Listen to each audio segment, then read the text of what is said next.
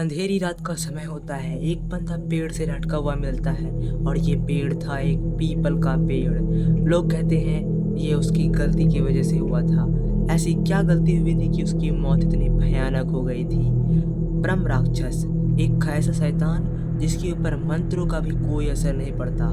ऐसा कहते हैं कि अगर तुम कोई भी मंत्र बड़बड़ाते हो वो तुम्हारे साथ बड़बड़ाएगा। कहानी की शुरुआत होती है बिहार के बक्सर जिले से।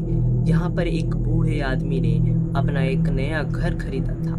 वैसे हर कहानी की तरह इस घर के अंदर भी भूत प्रेत का साया तो नहीं था, लेकिन यहाँ था एक ब्रह्म राक्षस। लोगों का मानना है कि वो ब्रह्म राक्षस आमतौर पर लोगों को परेशान बिल्कुल नहीं करता, लेकिन अगर तुम उसके इलाके में जा कर के थोड़ी सी भी छेड़खानी करते हो तुम्हारा मरना पक्का है। ऐसा ही कुछ किया था उसके एक छोटे बेटे ने, जो कि शराब पी करके आ गया था घर। अब शराब पीने और उसके मरने का ये रिलेशन था कि ब्राह्मण लोगों के अंदर शराब या फिर लहसुन प्याज बहुत ही ज़्यादा ऐसा होता है कि वो लोग बर्दाश्त नहीं कर सकते। और ये घर था एक पूर्व ब्राह्मण का। उस बूढ़े आदमी के परिवार ने ये दोनों गलतियाँ की थी।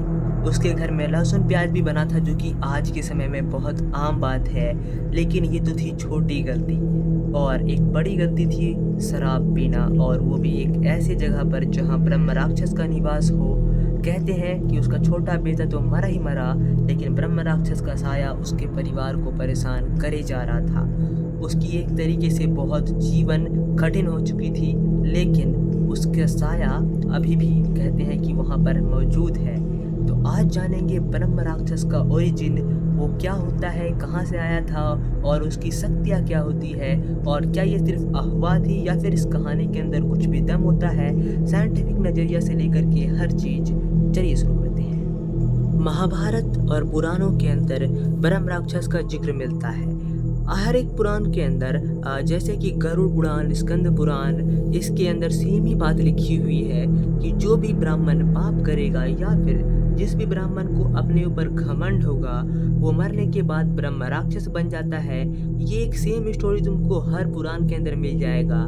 सेम टू सेम महाभारत के अंदर भी ऐसा ही हुआ था। एक जो यहाँ पर ब्राह्मण था, उन्होंने यज्ञ के दौरान ऋषि मुनियों का अपमान किया था, जिसको श्राप मिला था कि वो एक ब्रह्म राक्षस बन जाएगा। अधिकतर केसेस में यही होता है कि किसी को श्राप मिलता है या तो उसने कुछ पाप किया होता है, तभी वो ब्राह्मण जाके ब्रह्म राक्षस बनता है। ये तो बात हो गई कि ब्रह्म राक्षस एक्चुअली में वो बने कैसे। अब बात करते हैं आफ्टर लाइफ, यानी जब वो ब्रह्म राक्षस बन जाते हैं। तो अधिकतर पुराणों के अंदर यहाँ पर गांव वालों को डराना ये एक बहुत आम बात है ब्रह्म राक्षस के लिए। और यहाँ पर पीपल का पेड़ का मेंशन है, और सेरेमेशन ग्राउंड या फिर एक तरीके से जहाँ पर मुर्दे जलाते हैं वहाँ पर भी ब्रह्म राक्षस का निवास की बातें कही जाती है, या फिर ऐसा कोई खुला एरिया जहाँ पर कोई आता जाता ना हो। यहाँ तक कि ब्रह्म राक्षस को मुक्ति दिलाने की अगर हम लोग बात करें तो यहाँ पर टाइम टू टाइम महाभारत से लेके सारे के सारे पुराण के अंदर ऋषियों ने यहाँ पर यज्ञ करके अनुष्ठान करके एक तरीके से एक उसको मुक्ति दिलाई है, क्योंकि वो एक तरीके से आत्मा ही है, चाहे वो ब्राह्मण की ही क्यों ना हो। अब उनकी शक्तियों की बात करते हैं। कहा जाता है कि वो बहुत ही ज़्यादा लंबे होते हैं, 9 से 10 फीट के करीब, और कहा जाता है उनकी आंखें बहुत लाल होती है और वो बहुत डरावने होते हैं। ये क्रिएचर 3D फिल्म जैसा नहीं है जैसे तुम लोग सोच रहे हो। ये लोग यहाँ पर बहुत ही ज़्यादा खतरनाक होते हैं। वैसे तो इनका स्वभाव शांत होता है, लेकिन अगर इनको कोई उंगली कर दे तो फिर वो उंगली बचती नहीं है, ऐसा यहाँ पर कहा जाता है।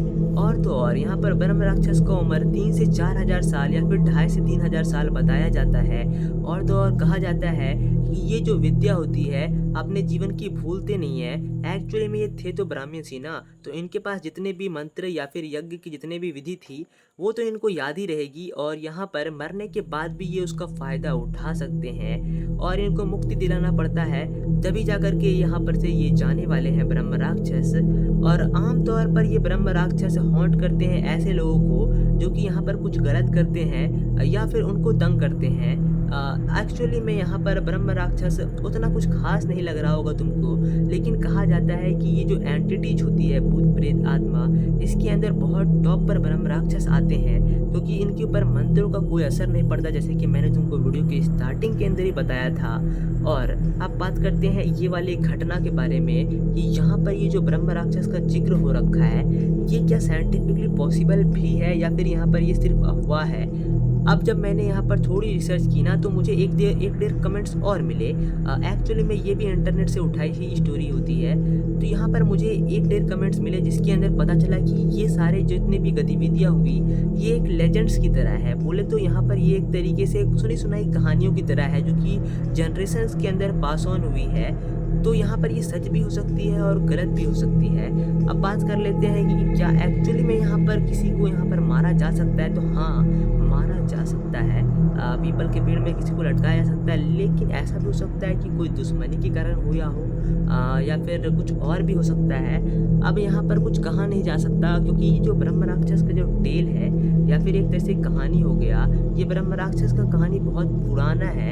और यहाँ पर इसका कोई रिसेंट कोई कांड नहीं हुआ, जैसे कि कुलधारा विलेज के अंदर ये सारा का सारा चीज़ बहुत 1800 से 1900 के बीच में हुआ था।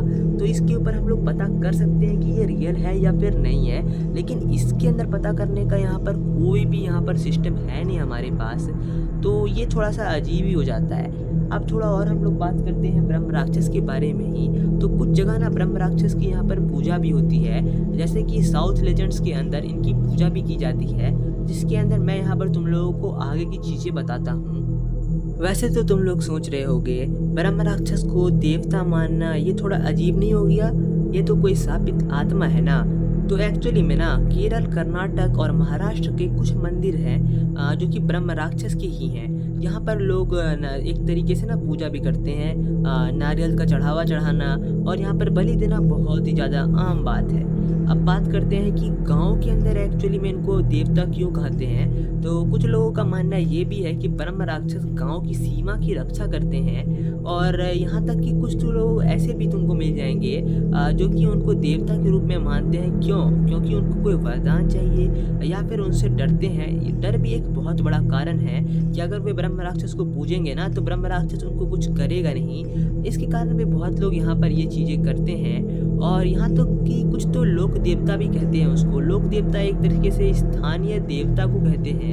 बहुत लोगों ने उनको ये भी एक तरीके से मान रखा है, जो कि कोई बुरी बात नहीं है, सबकी अपनी मान्यताएं हैं। और इन मान्यताओं के अकॉर्डिंग ही ना बहुत लोग यहाँ पर ब्रह्म राक्षस की पूजा भी करते आए हैं।